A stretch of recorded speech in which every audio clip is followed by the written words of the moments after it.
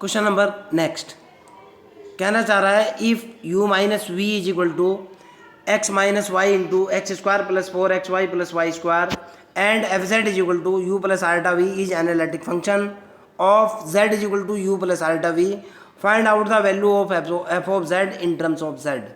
Question ये है बेटा कि अगर आपको u माइनस वी दे रखा है तब आपको एनालिटिक फंक्शन कैलकुलेट करना है इन टर्म्स ऑफ z। ओके, चलते हैं क्वेश्चन की तरफ। मेरे पास एफ ऑफ जेड जो है u प्लस आल्टा वी है। एफ ऑफ जेड को मैंने डायरेक्टली f लिखा। Okay, F is equal to u plus ultra v. मैंने इसके अंदर आल्टा से गुना की, इस फंक्शन के अंदर मैंने आल्टा से गुना की तो मेरे पास निकला आल्टा एफ इज इक्वल टू आल्टा यू इंटू आल्टा स्क्वायर वी। और हम जानते हैं आल्टा स्क्वायर की वैल्यू होती है -1, तो आल्टा एफ जो निकला मेरे पास निकला आल्टा यू माइनस के वी। मेरे ख्याल से आपको कोई आपत्ति नहीं होनी चाहिए। ओके, अब मैं क्या कहने की कोशिश कर रहा हूँ, मैंने इस वाले को और इस वाले को दोनों को ऐड किया। मैं कह भी रहा हूँ adding F and iota F, दोनों को जोड़ा मैंने, एफ प्लस आयोटा एफ। इधर मेरे पास हुआ u प्लस आयोटा वी और इधर हुआ मेरे पास आयोटा u माइनस के वी।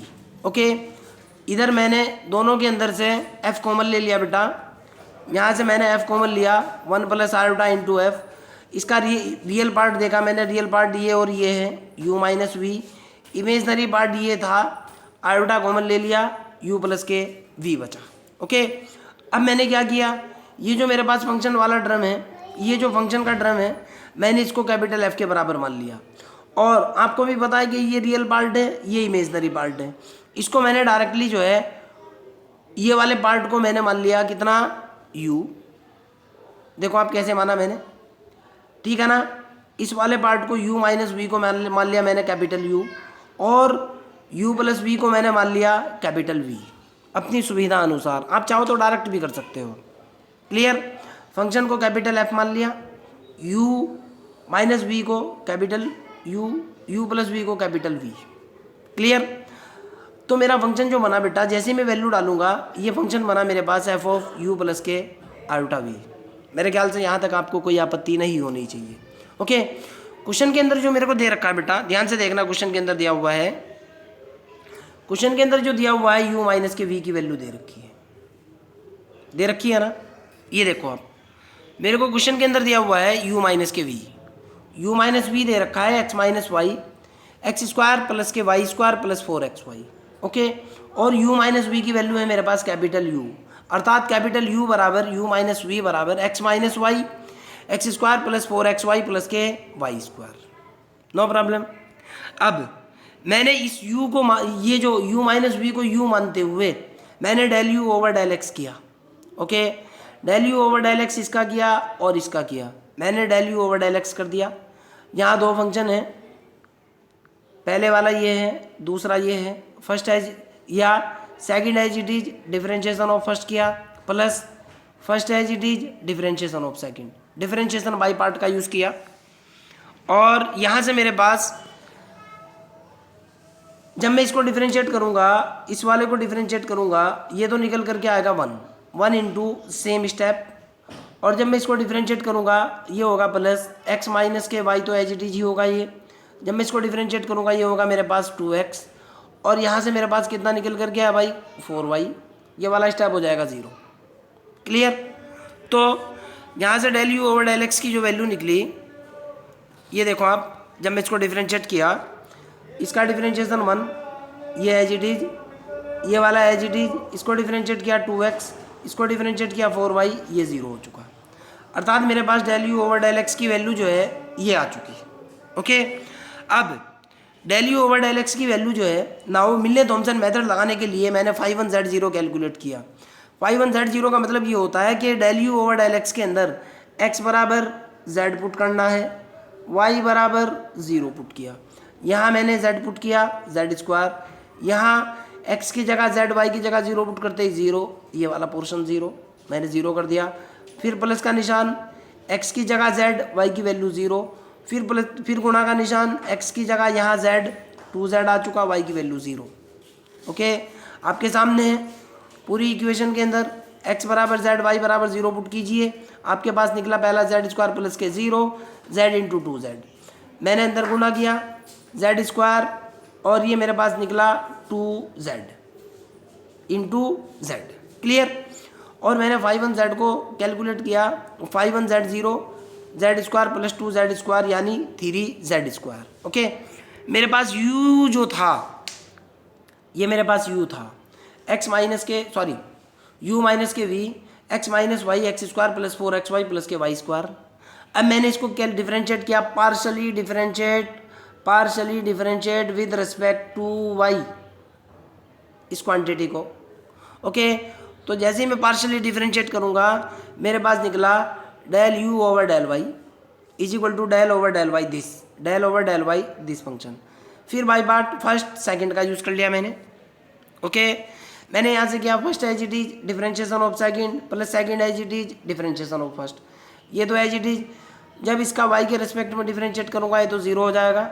इसका डिफरेंशिएशन कितना होगा, इसका डिफरेंशिएशन होगा मेरे पास आपको भी दिख रहा है 4x, इसका डिफरेंशिएशन होगा 2y, ये 0, ये एज इट इज होगा, इसका डिफरेंशिएशन होगा 0, इसका होगा -1 और इस -1 से ये माइनस हो जाएगा, यहाँ ये माइनस हो चुका। क्लियर। अर्थात del u over del y को मैंने कैलकुलेट किया। बीएससी थर्ड ईयर के स्टूडेंट हो आप del u over del y खुद भी कैलकुलेट कर सकते हो, रिजल्ट आया आपका ये। आगे चलते हैं। Del u over del y की वैल्यू आपके पास निकल गई सीधी सीधी ये। ओके, 5-1z0 पहले ही कैलकुलेट कर चुका था, 3z स्क्वायर आपको बता रहा हूँ कहाँ से है, कभी भी आप ये कहो। ये देखो बेटा 5-1z0 इक्वेशन नंबर 1 पहले ही कैलकुलेट कर चुका था, आगे लिख लिया अपनी सुविधा के अनुसार। ये मेरा 5-1z0 है। अब 5-2z0 कैलकुलेट किया मैंने, del u over del y के अंदर x is equal to z y is equal to 0 put किया, x is equal to z y is equal to 0, x is equal to z y is equal to 0, x is equal to z y is equal to 0, y is equal to 0। Okay, यहाँ मेरे पास जो result निकल करके आया सीधा सीधा ये हुआ z माइनस के 0 और ये हुआ 4z प्लस के 0 माइनस ये z हुआ ये सारा स्टेप 0। ओके, ये हुआ 4z इंटू जेड माइनस के जेड स्क्वायर, 4z माइनस के जेड स्क्वायर यानी 3z स्क्वायर। देखो आप कैलकुलेट करो, ये निकल गया 3z स्क्वायर। 5-1z0 की वैल्यू पहले से ही 3z स्क्वायर थी, 5-2z0 की वैल्यू भी 3z स्क्वायर आ चुकी। अब मैंने इसके ऊपर मिलने थॉमसन मेथड अप्लाई किया। मिलने थॉमसन मेथड लगाने के लिए मेरे पास फार्मूला होता है 5-1 minus iota 5-2 into d z. Okay, 5-1 की वैल्यू ये है, 5-2 की वैल्यू ये है, नो प्रॉब्लम। मैंने इंटीग्रेशन ऑफ, ये इंटीग्रेशन का निशान है बेटा, मैंने इंटीग्रेशन किया 3z square minus iota 3z square d z और 3 common z square common, 3 common z square common, 1 minus iota बचा। ओके, और जैसे ही मैं इसमें से कांस्टेंट वाले स्टेप को बाहर निकाल लिया, जो वेरिएबल पार्ट बचा जेड स्क्वायर डी जेड बचा, और जेड स्क्वायर डी जेड को जैसे ही मैंने इंटीग्रेट किया जेड की पावर 3 डिवाइडेड बाई 3 से 3 कैंसिल, एफ की वैल्यू मेरे पास ही आ चुकी। ओके, अब ये जो कैपिटल एफ आ रहा है इसकी वैल्यू डालूंगा और रिजल्ट निकाल लूंगा। ध्यान से देखना है बेटा, कैपिटल एफ की वैल्यू मेरे पास ही आ चुकी। नाउ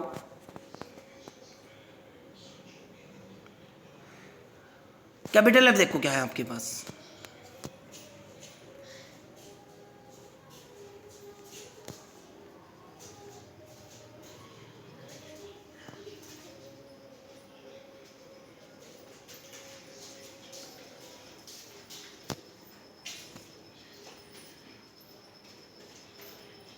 ये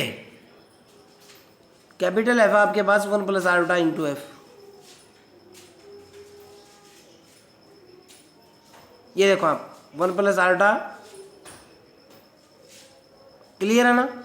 जैसे मैं इसका यूज करूंगा यानी 1 प्लस आयोटा से, मैं क्या करूंगा लास्ट स्टेप के अंदर, मैं इसको 1 प्लस आयोटा से डिवाइड कर दूंगा। ये है मेरे पास यहाँ पे क्या है भाई, 1 plus iota into small F is equal to है मेरे पास 1 माइनस आयोटा जेड की पावर 3 प्लस के सी। यहाँ से मैं स्मॉल एफ की वैल्यू निकालूंगा, निकलेगी 1 माइनस आयोटा बटे 1 प्लस के आयोटा जेड की पावर 3 प्लस के सी। क्लियर है ना। आप इसको चाहो कैलकुलेट करना चाहो तो कर लो, अदरवाइज आपकी मर्जी है। This is your final answer. Okay, लेकिन यहाँ कॉम्प्लेक्स नंबर है, आप इसको आगे कैलकुलेट करो, कैलकुलेट करने के बाद आपका रिजल्ट क्लियर आ जाएगा। ओके, कोई अगर डाउट हो, कोई प्रॉब्लम हो, you can directly ask me.